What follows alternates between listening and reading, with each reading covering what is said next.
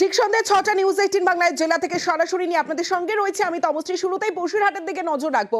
এতদিন আমরা নিয়োগ দুর্নীতির অভিযোগ চাকরি প্রার্থীদের মুখে শুনেছি, বিরোধীদের মুখে শুনেছি, কিন্তু এবার শাসকের গলায় নিয়োগ দুর্নীতি। বসিরহাট হাসপাতালের বিরুদ্ধে অভিযোগ এবং নিয়োগ দুর্নীতির অভিযোগ করেছেন খোদ কাউন্সিলর। অন্তত ৭ জনের গ্রুপ ডিতে বেআইনি নিয়োগ দুর্নীতির অভিযোগ তৃণমূল কাউন্সিলরের। সরাসরি চলে যাবো, অনুপম রয়েছে আমার সঙ্গে, অনুপমের সঙ্গে কথা বলবো। অনুপম, এতদিন আমরা দেখেছি চাকরি প্রার্থীরা তারা বেআইনি ভাবে নিয়োগ হয়েছে, নিয়োগ দুর্নীতির অভিযোগে সরব হয়েছেন, বিরোধীরা সরব হয়েছেন, কিন্তু খোদ কাউন্সিলর সরব হলেন, ঠিক কি হয়েছে? হ্যাঁ দেখো তমশ্রী, এইটাই হচ্ছে একদম কথা যে এতদিন ধরে কিন্তু আমরা দেখেছি যে রাজ্যে চাকরি প্রার্থীরা তারা নিয়োগ দুর্নীতি নিয়ে সরব হয়েছে, বিরোধীরা যেসব রাজনৈতিক দল তারা চাকরির দুর্নীতি নিয়ে সরব হয়েছে। কিন্তু এবার বসিরহাটে একদম খোদ 14 নম্বর ওয়ার্ডের কাউন্সিলর ভাস্কর মিত্র, সেই হচ্ছে বসিরহাট যে সুপার স্পেশালিটি হাসপাতাল, সেই হাসপাতালে 7 জন নিয়োগ হয়েছে, সেই নিয়োগ দুর্নীতি নিয়ে কিন্তু সরব হলেন এবং তিনি সোশ্যাল মিডিয়ায় পোস্ট করলেন। সরাসরি কিন্তু তিনি অভিযোগ করছেন যে 7 জনকে অবৈধভাবে আর কি নিয়োগ করা হয়েছে এবং এই যে অবৈধভাবে যে নিয়োগ করা হয়েছে এই বিষয়ে কিন্তু বসিরহাট স্বাস্থ্য জেলার যে সিও মহিষ তিনি কিন্তু এক কথায় অস্বীকার করেছেন। তিনি কিন্তু বলেছেন যে এই বিষয়ে কিন্তু জানেন না।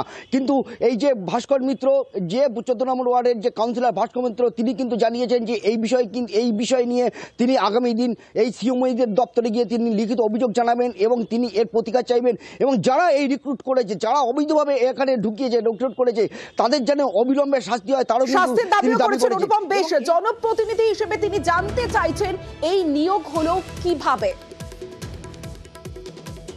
আজকে সকালে আমি শুনতে পেলাম যে 7 জন নতুন নিয়োগ হয়েছে বসিরহাট হসপিটালে, কিন্তু এই নিয়োগটা কিভাবে হলো, এই নিয়োগ সংক্রান্ত কোনো নির্দেশিকা বা কোনো খবরের কাগজে বিজ্ঞাপন এগুলো কিছুই আমরা পাইনি। মানে আমরা এজ এ জনপ্রতিনিধিও জানি না। সারা রাজ্যে যেখানে একটা নিয়োগ দুর্নীতি নিয়ে প্রশ্ন হচ্ছে, সেখানে মমতা বন্দ্যোপাধ্যায় সঠিক এই জিনিসগুলোকে কিন্তু কোনোদিনও মানেননি। অ্যাজ এ জনপ্রতিনিধি জানতে চাইছি যে এর পেছনে কারা আছে। আমরা কথা বলেছিলাম সিএমওএইচ এর সঙ্গে, তিনি বলছেন তিনি কিছুই জানেন না, খোঁজ নিয়ে দেখবেন। স্যার বলছি 14 নম্বর ওয়ার্ডের কাউন্সিলর ভাস্কর মিত্র তিনি একটা অভিযোগ করছে যে বসিরহাট হাসপাতালে 7 জন নিয়োগ হয়েছে ডি গ্রুপে এবং সেটা একদম অবৈধভাবে। না, আমার তো কিছুই জানা নেই। ঠিক আছে, আমি খোঁজ খবর নিয়ে দেখবো। এই নিয়ে রাজনৈতিক তরজাও তুঙ্গে, কারণ শাসক দলের কাউন্সিলর যখন এই নিয়োগ নিয়ে প্রশ্ন তুলছেন তাহলে নিশ্চয়ই কোনো দুর্নীতি আছে। পাল্টা বিজেপির বসিরহাট সাংগঠনিক জেলার যুব মোর্চার সভাপতি পলাশ সরকার। ভয়ঙ্কর তথ্য, শাসক দলের একজন কাউন্সিলর বসিরহাট হাসপাতালের দুর্নীতি নিয়ে প্রশ্ন তুলছেন। নিশ্চয়ই কোনো দুর্নীতির গন্ধ আছে এই নিয়োগে, এবং যারা প্রকৃত চাকরি পাওয়ার যোগ্য তাদেরকে বঞ্চিত করে শাসক দল এইভাবে লোক ঢোকায়। এই ঘটনা তদন্ত হওয়া উচিত এবং সত্যিই যদি দুর্নীতি হয়ে থাকে তাহলে যারা দুর্নীতির সাথে জড়িত তাদের শাস্তি পাওয়া উচিত। এমনকি স্বাস্থ্যমন্ত্রীর এ বিষয়ে তার বক্তব্য কি, তার পদক্ষেপ কি, জানার আগ্রহ রইল আমাদের।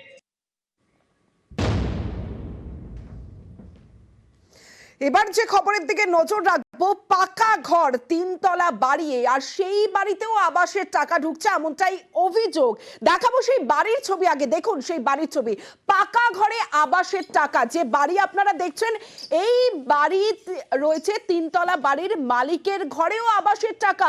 তিনি আবার রাজারহাট নিউ টাউন সহ তৃণমূল কংগ্রেসের সভাপতি, আর তার বিরুদ্ধেই অভিযোগ যে তার বাড়িতে ঢুকেছে আবাসের টাকা। সরাসরি চলে যাবো, অনুপ চক্রবর্তী রয়েছে আমার সঙ্গে, অনুপের সঙ্গে কথা বলবো।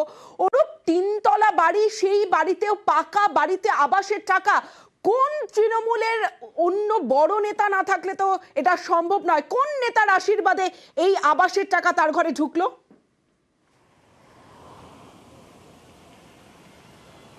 একবার এখানেই কিন্তু প্রশ্ন উঠছে যে তৃণমূল রাজারহাট নিউ টাউন যে টাউন তৃণমূল কংগ্রেসের সভাপতি অচিন্ত মণ্ডল, তার কিন্তু 3 তলা বাড়ি, সেই বাড়িতে কিন্তু আবাসের টাকা। তার স্ত্রী শিখা মণ্ডল, তার অ্যাকাউন্টে কিন্তু এই আবাসের টাকা পৌঁছেছে বলে এমনটাই জানতে পারা গিয়েছে। শুধু তাই নয়, এই 2019 এবং 2020 সালে কিন্তু এই টাকা তার স্ত্রীর অ্যাকাউন্টে গিয়েছে। মূলত আবাসের যে বারবার উঠে আসছে একাধিক প্রশ্ন, বারবার যারা দাবি আবাসের সত্যি যারা দাবিদার তারা টাকা পাচ্ছে না, কিন্তু যে তৃণমূল নেতার কথা বলা হচ্ছে তার বাড়ি 3 তিনতলা বাড়ি তৈরির ক্ষেত্রে এই আবাসের টাকা ঢুকছে তার স্ত্রীর অ্যাকাউন্টে। এক্ষেত্রে তিনি কিন্তু কার্যত অস্বীকারও করছেন না, স্বীকার করে নিয়েছেন তার যে স্ত্রীর অ্যাকাউন্টে টাকা ঢুকেছে এবং তার ছেলের যেহেতু বিয়ে ছিল সেই কারণে বাড়ি তৈরির দরকার ছিল, তখন কিন্তু তার স্ত্রীর অ্যাকাউন্টে টাকা ঢুকেছে বলে এমনটাও তিনি কিন্তু স্পষ্ট বলছে। কিন্তু মাথায় কার হাত আছে তার, অর্থাৎ যে শাসক দলের আধিকারিকের কোনো হাত না থাকলে কিন্তু কোনো টাউন তৃণমূল কংগ্রেসের কোনো সভাপতির অ্যাকাউন্টে এইভাবে টাকা ঢুকতে পারে না। যদিও বিধাননগর পৌর নিগমের পক্ষ থেকে বারবার বলা হচ্ছে এই যে গোটা ঘটনা সেটা যখনই সামনে এসছে তারপরেই কিন্তু সেই টাকা বন্ধ করে দেওয়া হচ্ছে, বাকি যে টাকাও যাওয়ার কথা ছিল তার পরবর্তী ক্ষেত্রে বলা হচ্ছে যে ফাইল বন্ধ করে দেওয়া হচ্ছে যাতে কোনোভাবে টাকা না যায়। এবার যে প্রশ্ন উঠছে সেই প্রশ্নের পরিপ্রেক্ষিতে পৌর নিগম জানাচ্ছে অবিলম্বে তাকে নোটিশ করা হবে এবং যে টাকা তিনি আবাস যোজনার যে গ্রামীণ আবাসের ঘরের জন্য টাকা পেয়েছেন সেই টাকা কিন্তু অবিলম্বে ফেরত দিতে হবে। শাসক দলে এক নেতার হাত আছে বলে এমনটাই জানতে পারে যে ইতিমধ্যেই তাকে কিন্তু বলা হয়েছে টাকা যদি ফেরত না দেয় তার বিরুদ্ধে কিন্তু আইনি ব্যবস্থা নেবে। আর এখানেই প্রশ্ন উঠছে প্রভাব খাটানোর জন্যই কিন্তু এই টাকা তার স্ত্রীর অ্যাকাউন্টে ঢুকেছে বলে প্রভাব কারণ আশীর্বাদ তো অবশ্যই রয়েছে, নইলে পাকা ঘরে এইভাবে আবাসের টাকা কিভাবে ঢোকে? তবে তিনি কিছুই জানেন না, ধার দেনা করে বাড়ি করা হয়েছে, এমনটাই সাফাই দিলেন তৃণমূল নেতা। শোনাবো। আমার ছেলে বীরভূমে গিয়ে একটা প্রজেক্টের কাজ করেছে, এখানে প্রচুর প্ল্যানগুলো করে, প্লাস এতে কাজ করে, ওরা মা বেটা মিলে বাড়ি করছে, প্রচুর ধার দেনা করেছে, ধার দেনা করে বাড়ি করছে। 3 বছর 4 বছর আগে করেছিল, এটা আমার সঠিক জানা নেই, আমার বউ কাউন্সিলরকে দিয়ে করিয়েছিল। কিন্তু ওই টাকা এসেছে যে স্টার্ট হয়েছে তারপরে তো পড়ে আছে, সেই দিনে ধার দেনা করে বাড়ি করছে।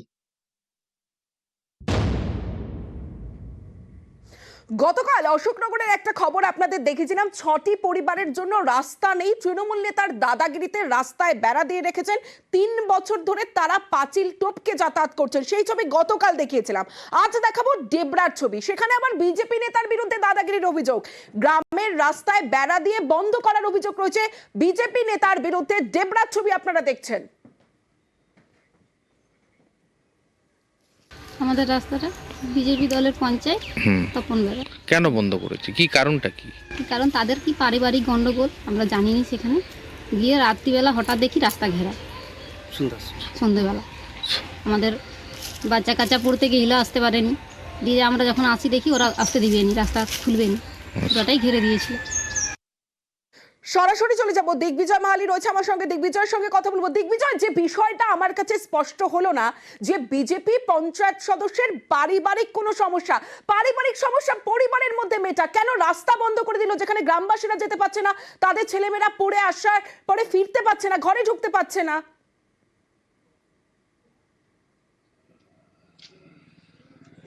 একদমই তমশ্রী, ইতিমধ্যেই এলাকাবাসীরা চাইছে বিজেপির যে পঞ্চায়েত সদস্য ওই এলাকায় রাস্তা আটকে দিয়েছে সেই রাস্তা দ্রুত খুলে দেওয়া হোক এবং এই নিয়ে তারা ডেবরা থানায় অভিযোগ দায়ের করেছে। পশ্চিম মেদিনীপুর জেলার ডেবরা ব্লকের 6 নম্বর জলিমান্দা গ্রাম পঞ্চায়েতের পশ্চিম জলিমান্দা এলাকায় গত 3 দিন ধরে ওই এলাকার যে বিজেপির পঞ্চায়েত সদস্য রয়েছে তপন বেড়া, সে রাস্তায় বেড়া দিয়ে আটকে রেখেছে, এলাকাবাসীদেরকে যেতে দিচ্ছে না, এরকমই একটা অভিযোগ আসছে এবং সেই নিয়ে তারা ডেবরা থানায় দ্বারস্থ হয়েছে।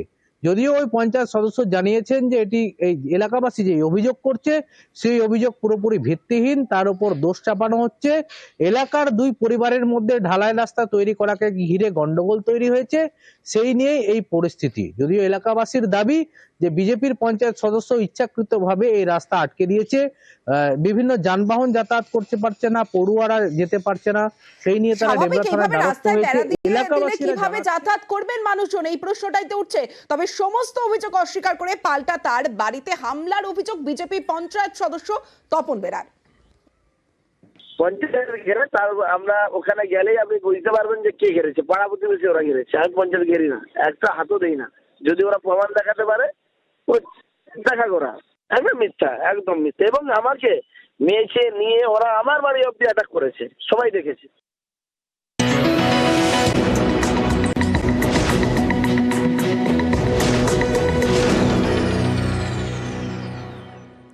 সাংসদ বিধায়ক দ্বন্দ্ব, আর সেই দ্বন্দ্ব মেটাতে সমাধান বৈঠক ডাকেন সুব্রত বক্সী, আর সেই সমাধান বৈঠক এড়ালেন সোমনাথ শ্যাম। অর্জুন সিং এবং সোমনাথ শ্যামের দ্বন্দ্ব মেটাতে আজ বৈঠকের ডাক দেওয়া হয় নৈহাটিতে, এবং নৈহাটি পুরসভায় বৈঠক হওয়ার কথা ছিল। সুব্রত বক্সী, অর্জুন সিং থাকলেও গড় হাজির সোমনাথ শ্যাম। 1.5 ঘন্টা অপেক্ষা করেছেন। জিয়াউল আলম রয়েছে আমাদের সঙ্গে। জিয়াউল, এর আগের বৈঠকেও দুজনের মুখ দেখলেন না, সমাধান হলো না। আজকে সুব্রত বক্সির উপস্থিতিতেও সেখানেও সোমনাথ শ্যাম এলেন না, সমাধানই তো হলো না। দেখো, এখনো পর্যন্ত তেমন কোনো ইঙ্গিত পাওয়া গেল না, অর্থাৎ সমাধানের, অর্থাৎ যে দ্বন্দ্ব চলছিল সোমনাথ শ্যাম, অন্যদিকে অর্জুন সিং এর যে দ্বন্দ্ব চলছিল বেশ কয়েকদিন ধরে আমরা দেখছিলাম, দুজনে টক্করে কিন্তু একেবারে চলছিল। ফলে সেটা নিয়ে যেমন এর আগেও মধ্যমগ্রাম জেলা পার্টি অফিস, সেখানেও কিন্তু দুজনের মুখ দেখেননি। একজন ঢোকার পরে, বিধায়ক ঢোকার পরে সাংসদ বেরিয়ে যান। তারপরেও কিন্তু সুব্রত বক্সি আজকের নৈহাটি পৌরসভায় সেখানে দুজনকেই ডাকা হয়েছিল, অর্থাৎ একদিকে সোমনাথ শ্যাম, অন্যদিকে অর্জুন সিং। তাদেরকে এই যে দ্বন্দ্ব চলছিল সেই দুজনের বৈঠকে ডাকা হয়েছিল। সেখানে দুজনের মধ্যে একসঙ্গে কাজ করে দলই শেষ কথা, এই ধরনের একটা ইঙ্গিতপূর্ণ বক্তব্য রেখে তিনি দুজনকে ডেকেছিলেন। কিন্তু সোমনাথ শ্যাম যেটা আমাদের কাছে যেটা স্পষ্টভাবে যেটা জানিয়েছেন যে তাকে কোনো রকম ভাবে এই বৈঠকে ডাকাই হয়নি, তাকে বলাই হয়নি যে আজকের বৈঠক রয়েছে। ফলে 4:30 নাগাদ সোমনাথ শ্যাম সে বৈঠকে না এলেও অর্জুন সিং এবং সুব্রত বক্সি, এই যে বাসুদেবপুর মোড় রয়েছে সেখানে সুব্রত বক্সির গাড়ি যখন ঢোকে তখন অর্জুন সিং সুব্রত বক্সির গাড়িতে ওঠেন এবং এসে মধ্যে এই যে নৈহাটি পৌরসভায় প্রায় 1 ঘন্টা 10 মিনিট বৈঠক হয় দুজনের মধ্যে। কিন্তু সোমনাথ শ্যামের সেখানে কোনো রকম ভাবে দেখা যায়নি। তারপর 1 ঘন্টা 10 মিনিট পর সেখান থেকে নৈহাটি উৎসবে এলেন। কিন্তু সেই একই মঞ্চে দেখা গেল নৈহাটির বিধায়ক, অন্যদিকে হচ্ছে পার্থ ভৌমিক রয়েছেন, অর্জুন সিং রয়েছেন এবং কোথাও সোমনাথ শ্যামকে দেখা গেল না। বেশ,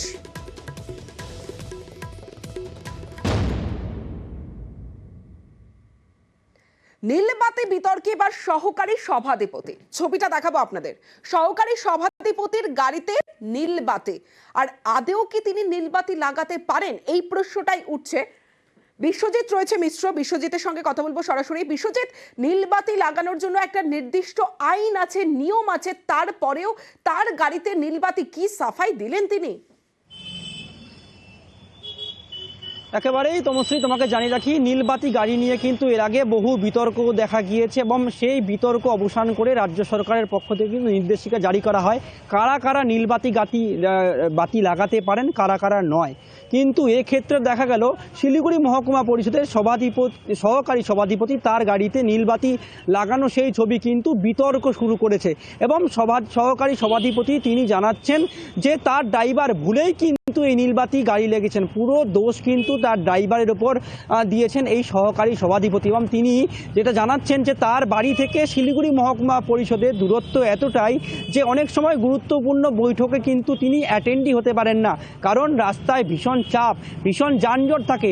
তার যে সহকারী সভাধিপতির বোর্ড তা কিন্তু সঠিক সময় দেখাই মেলে না এবং যার জন্য কিন্তু তাকে প্রচুর সমস্যায় হয় এবং তিনি ডিএমের কাছেও একটি আবেদনও করেছেন যাতে তার কিছু হলেও সমস্যা কিন্তু মেটানো হোক। তবে তিনি কি সত্যিই এই বাতি লাগিয়েছিলেন তার গাড়িতে, তা নিয়ে কিন্তু প্রশ্ন উঠছে এবং গোটা ঘটনায় কটাক্ষ করতে ছাড়েনি ফাঁসি দেওয়ার বিজেপি বিধায়ক দুর্গাবু। বোঝা যাচ্ছে যে নীলবাতি তিনি লাগিয়েছেন এবং তিনি স্বীকার করছেন যে তিনি লাগাননি, শুধু তার ড্রাইভার দেখার জন্য লাগিয়েছে। তবে তার মনে মনে যে নীলবাতি লাগানোর একটা বাসনা রয়েছে তা এই কথাতেই কিন্তু স্পষ্ট হলো এবং তিনি আজব যুক্তি দিয়েছেন, আজব সাফাই দিয়েছেন এই রোমা রেশমি এক্কার। গাড়ির চালক নীলবাতি লাগিয়ে দেখছিলেন কেমন লাগে। আমার ড্রাইভার সেটা হয়তো ট্রাই করছিল, দেখছিল কোথাও থেকে কারো নিয়ে, হয়তো পাশের গাড়ি থেকে নিয়ে ও ট্রাই করে দেখছিল হয়তো। এটা আমি কালকেও বলেছি, আমি ড্রাইভারকে জিজ্ঞাসা করেছি, ও ট্রাই করছিল দেখার জন্য। ওই সময় যদি কেউ ছবি নিয়ে থাকে তাহলে আমি বলতে পারবো না, তবে এতদিন কেউ বলতেও পারবে না, কোনো আমার অফিসে কোনো স্টাফ কিংবা অফিসের কোনো জনপ্রতিনিধি বলতে পারবে না যে আমার গাড়িতে নীলবাতি লাগানো হয়েছে। রোমা রেশমি এক্কারের আজব সাফাই তো আপনারা শুনলেন, কিন্তু সভাধিপতি অয়ন ঘোষ, তার সঙ্গে আমরা কথা বলেছিলাম, তিনি বলছেন তিনি কথা বলেছেন, তিনি বিষয়টা দেখবেন। না, আমি এটা শুনেছি, আমি কিন্তু এখন পর্যন্ত কোনোদিন উনি নীলবাতি গাড়ি লাগাইনি। হ্যাঁ, এবার গতকাল পেপারে এসছে, শুনলাম ও সহকারী সভাধিপতি লাগিয়েছে। আমার ওর সাথে কথা হয়েছে, বলছে না আমি লাগাইনি। আমি বাইরে আছি, আমি এসে দেখছি কি আছে, তারপরে বলছি। নিজেদের মতো করে আইন তৈরি করছেন তৃণমূল নেতারা, কটাক্ষ বিজেপির। এটা সহকারী সভাধিপতির কখনো এই নীলবাতি গাড়ি ব্যবহার করতে পারে না, আপনারা জানেনই। এরা কোনো সিস্টেম, কোনো আইনকে মানে না। এটা আইন ছাড়াই চলছে, কিন্তু তারা নিজেদের মতো আইন তৈরি করছে এবং নিজেদের মতো চলার চেষ্টা করছে। নথি জাল করে জমি দখল, সোনারপুর বারুইপুরের ছবিটা এবার আপনাদের দেখাবো। কৃষকদের জমির নথি জাল করে বিক্রি, কৃষকদের জমির নথি জাল করে বিক্রির অভিযোগ এবং সোনারপুর বারুইপুরের জমির নথি জাল, জমি বিক্রির ভুয়ো বিজ্ঞাপন দিয়ে প্রতারণা। সরাসরি চলে যাবো, অর্পণ মণ্ডল রয়েছে, অর্পণের সঙ্গে কথা বলবো। অর্পণ, এ তো এক বিশাল বড় একটা চক্র রয়েছে বোঝাই যাচ্ছে এর পিছনে, কারণ কৃষকদের জমি, সেই জমি জাল করে বিক্রি, আবার সেটা আবার বিজ্ঞাপন দিয়ে। একদমই, দেখো স্বর্ণভূমি প্রাইভেট লিমিটেড এই নামে অনলাইনে তারা বিজ্ঞাপন দিচ্ছেন এবং সেই বিজ্ঞাপন দেখে অনেকেই সেই জমির প্লট কিনতে আসছেন। রাস্তার ধারে আমতলা বারুইপুর রোডের বকুলতলা সংলগ্ন এলাকায় প্রথম একটি জমি তারা কেনেন এবং তারপর থেকে যতগুলো জমি তারা বিক্রি করেছেন, এখনও পর্যন্ত সরকারি যা নথি বলছে সমস্ত জমি কিন্তু দেখা যাচ্ছে যে মালিকের কাছ থেকে কেনা হয়নি, তারা তাদের মতো করে নথি তৈরি করেছে এবং সেই নথি তৈরি করে তারা বিক্রি করেছে। তদন্তে নেমে এখনো পর্যন্ত যা উঠে আসছে যে যারা মারা গিয়েছেন তাদের আধার কার্ড তৈরি করা হয়েছে, সেই আধার কার্ডের ছবি দিয়ে অন্য লোক দিয়ে জাল সই করে আধার কার্ড জাল করা হয়েছে, সই জাল করা হয়েছে এবং অন্য ব্যক্তি গিয়ে সেই জমি বিক্রি করা হয়েছে। একজন দুজন নয়, দেখা গিয়েছে প্রায় হাজারের কাছে কৃষকের জমি বিক্রি হয়েছে। দুটি মৌজা, একটি সোনারপুরের এবং একটি বারুইপুরের, এই দুটি মৌজার প্রায় হাজারেরও বেশি কৃষকের জমি বিক্রি হয়েছে এবং তাদের কাছে যখন একে একে নোটিশ আসতে শুরু করে তখনই বিষয়টা প্রকাশ্যে আসে। এরপরেই তারা স্থানীয় পঞ্চায়েতকে জানায় এবং সেখান থেকে বিএলআরও অফিসকে তারা নোটিশ করার পরেই এই চক্রের ফাঁস হয়েছে। ইতিমধ্যেই মোট 3 জনকে গ্রেপ্তার করা হয়েছে। এই স্বর্ণভূমি যে প্রাইভেট লিমিটেড রয়েছে তার কর্ণধার রেজাউল সর্দার, তাকে যেমন গ্রেপ্তার করা হয়েছে, তার সঙ্গে টংতলার আরও 2 জনকে গ্রেপ্তার করা হয়েছে এবং পুলিশ মনে করছে এই চক্রের পিছনে অনেকে জড়িয়ে আছে, সেদিকেও নজর পুলিশের। বেশ অর্পণ, 2010 সালে মারা যায়, সেই ডেথ সার্টিফিকেট জাল করে আমাদের জমিটা, মানে বাবার জমিটা পুরোটাই বিক্রি হয়ে যায়। জমি ধাবিতে গেলে তেরে পোঁটাটা মারতে আসতে তেরে পরে জমি আমাদের সব বিক্রি হয়ে গেছে। দলিল আমাদের ঘরে জমি বিক্রি হয়ে যাচ্ছে, বলে হ্যাঁ বিক্রি হয়ে যাচ্ছে। এবার সব ধরে সব গালাগালি দিচ্ছে, জমি গাছ কেটে দিল, 50-60টা পেয়ারা গাছ ফাছ সব কেটে নোটে কাট করে আস্তে হয়ে গেল। কালনার নান্দাই পঞ্চায়েতের একটা খবর দেখাবো এবার আপনাদের। পঞ্চায়েতের টাকা আত্মসাৎ ঠিকাদার সংস্থার। গ্রামের পুরনো যে টিউবওয়েল, সেই টিউবওয়েল সরিয়ে নতুন টিউবওয়েল বসানোর জন্য 5 লক্ষ টাকা পঞ্চায়েত থেকে ঠিকাদারকে দেওয়া হয়, কিন্তু তারপর কাজ আর হয়নি।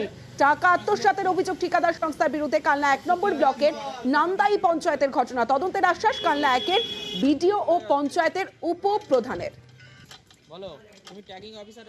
আমরা তো ওটা তো জানি না, আমরা জানি যে হয়েছে, ঠিক আছে, আমরা অফিসে গিয়ে স্টাফদের সাথে সব আলোচনা করে দেখি, তদন্ত করে আমরা দেখি কি জিনিসটা কী হয়েছে।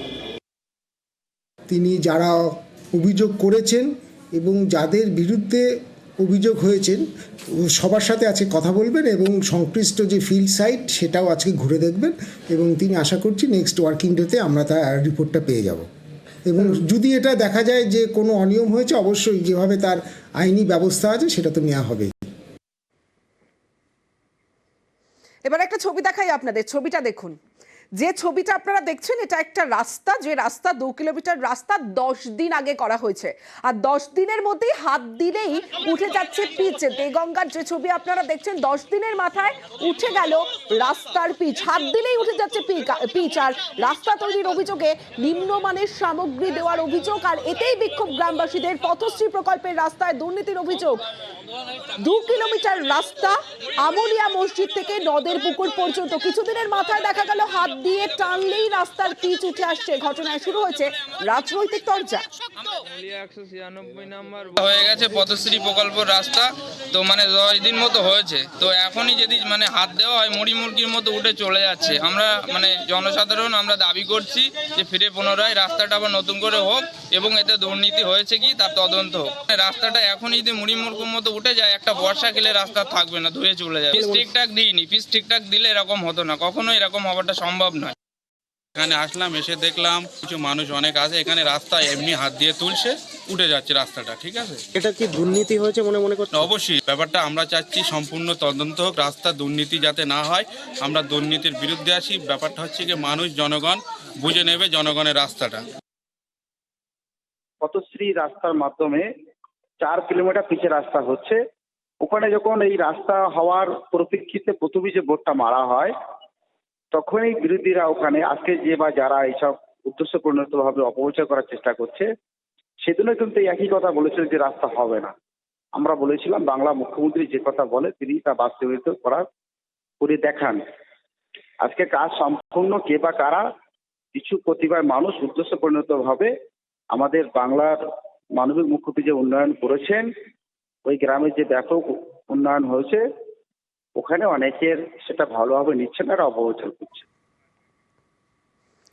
গতকালই নিউজ 18 বাংলায় জেলা থেকে সরাসরিতে আপনাদের একটা খবর দেখেছিলাম, যে ছবিটা আপনারা দেখছিলেন সোশ্যাল মিডিয়া থেকে পাওয়া ভিডিও, পঞ্চায়েতে তালা মেরে পিকনিকে কর্মীরা। আর নিউজ 18 বাংলার খবরের জের চৌবেরিয়া 2 নম্বর গ্রাম পঞ্চায়েত প্রধান সৌমেন সুতারকে শোকজ করা হলো। নিউজ 18 বাংলায় গতকালকেই এই খবর আমরা দেখাই। কাজের দিন অফিস বন্ধ রাখার অভিযোগ, ঊর্ধ্বতন কর্তৃপক্ষকে না জানিয়েই অফিস বন্ধ রাখার অভিযোগ। শুক্রবার খবর সম্প্রচারের পরই উদ্যোগ গ্রাম পঞ্চায়েত প্রধানকে শোকজ ভিডিও।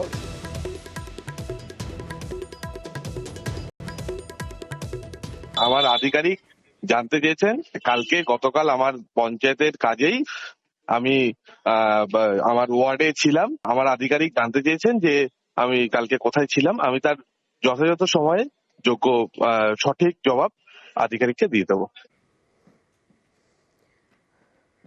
আমরা প্রতিদিন নিউজ 18 বাংলায় দেখাই খারাপ রাস্তা, জেলায় জেলায় খারাপ রাস্তা। আর এরকমই জয়নগরের একটা রাস্তার ছবি আমরা দেখিয়েছিলাম, কি খারাপ সেই রাস্তা। আর নিউজ 18 বাংলায় খবর দেখানোর পরেই তৎপর প্রশাসন, সেই ছবি আপনাদের দেখাবো। রাস্তা সারাইয়ের কাজ শুরু হয়েছে, যে ছবি আপনারা দেখছেন আমরাই দেখিয়েছিলাম। দক্ষিণ বারাসাত রেলগেট থেকে দক্ষিণ বারাসাত ধ্রুবচাঁদ হালদার কলেজ পর্যন্ত প্রায় 1.5 কিলোমিটার রাস্তা খারাপ। আর সেই রাস্তা দিয়ে কিভাবে যাতায়াত করছিলেন মানুষজন, সেই ছবি আমরা দেখাই। এবার রাস্তা সারাইয়ের কাজ শুরু হলো। মাস কয়েক আগেই খবর দেখানো হয়েছিল রাস্তার পিচ কিভাবে উঠে গেছে, সেই কঙ্কালসার চেহারা আমরা দেখিয়েছিলাম নিউজ 18 বাংলায়।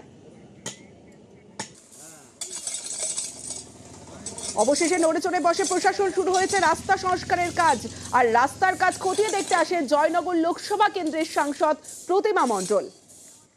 আর আপনি যে এই কাজটা নিয়েছেন, আমি যে রেলওয়েকে রিকোয়েস্ট করেছি এবং জেনারেল ম্যানেজার ইস্টার্ন রেলওয়েকেও আমি চিঠি লিখেছিলাম, তো সেটার ফলে আপনারা এসেছেন, সার্ভে হচ্ছে। I am thankful to the railway department. No problem ma'am, এটা আমরা পুরোটা চেষ্টা করছি। ওয়ার্ক স্যাংশন হয়ে গেলে একদম ভালো করে পুরো রাস্তাটা, হ্যাঁ খুব ভালো করে, খুব ভালো করে। বিশেষ করে ফাইলিং আপনার ওই গার্ডওয়াল যদি না হয়, তাহলে কিন্তু এই রাস্তাটা আপনি যত টাকাই দিন না কেন ওই দিকটা বসে যাবে পুকুরের দিকে, আবার ওটা খারাপ হবে বর্ষার সময়। এখান থেকে প্রচুর মানে হাজার হাজার। এখানে একটা কলেজ আছে, মানে বারাসাতের ধ্রুবচাঁদ হালদার কলেজ, এটা হলো একটা রিনাউন্ড কলেজ এই এরিয়ার মধ্যে। যত স্টুডেন্ট স্টেশন থেকে নামে যায় আর পেশেন্ট তো মানে নিত্য পথযাত্রী এটা ব্যবহার করে, হাজার হাজার লোক রেগুলার এটা ব্যবহার করে। তো আপনি খুব ভালো লাগছে। রাস্তা তো আগে অত্যধিক খারাপ ছিল, আমরা হেঁটেও চলতে পারতাম না। এখন এই যে রাস্তার কাজ হচ্ছে আমরা অত্যাধিক খুশি এবং অসংখ্য ধন্যবাদ এই মিডিয়াকে। একটা মুহূর্তে যখন প্রচণ্ড খারাপ ছিল, আমরা এদিক ওদিক করছিলাম কোথায় কে কী রাস্তার কাজ করবে। তো সেই সময় নিউজ চ্যানেল এসে আমাদের এই রাস্তার করুণ দুর্দশা সবার সামনে তুলে ধরেছিল। এই জন্যে নিউজ 18কে আমাদের তরফ থেকে অসংখ্য ধন্যবাদ জানাই। নিউজ 18-এর কথা যেটা বলছেন, আপনারা যদি এটা সম্প্রচারিত করে থাকেন সেটা ভালো, আপনারা এলাকার উন্নয়নের জন্যই তো এটা করেছেন। তবে যেহেতু এটা আমার এলাকার মধ্যে, আমি এখান দিয়ে যাতায়াত করি, এই যে মানুষজনকে সচেতন করা এবং তার মাধ্যমে কাজটা হচ্ছে, নিশ্চয়ই আমি আপনাদের প্রতিও কৃতজ্ঞ।